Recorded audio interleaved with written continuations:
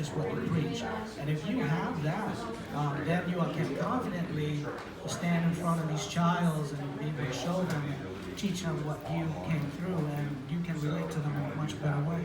Yeah, how we deal with conflict in the classroom can actually be more valuable than the actual content that we are creating. And I don't just mean conflict like fighting, but just any little moment of tension, resistance, getting snagged on something.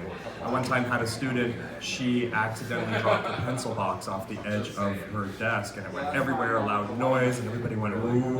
Always. Just help her. It's okay. Right. And she looked at me with absolute terror too, like I was about to scream at her for that. So, bringing that in and being the demonstration of how we want them to behave and how we want them to live is so valuable. And a lot of times that we see that when stuff happens, we tend to react very, very quickly. And the truth of the matter is that you don't. You don't have to right away, thinking that something is falling, you have to jump out and catch right away. My son had an issue, and when he drinks milk, and then after that he gets excited, or he laughs, or he cries, he always regurgitates. And in the middle of the night, and he's all over the bed. And what are you gonna do then, right?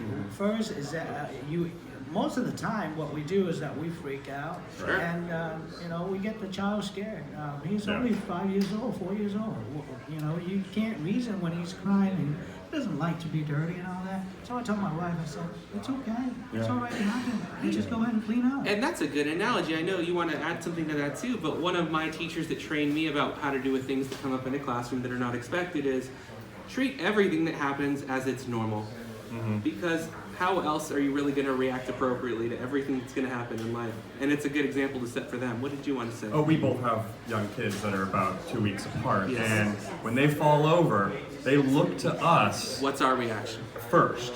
If our reaction is, then they're gonna mirror that. Their mirror neurons are all gonna fire, and they're gonna do it. But if they look to us and see, but then if they look at and they start crying after that fall, we know the severity of that as well. It's a way to gauge how bad that fall actually was. Absolutely, and in the construction site that I'm dealing with, similarly, right? We have to always know what is going on around us. Always. The moment that you're not paying attention, that's when stuff happens.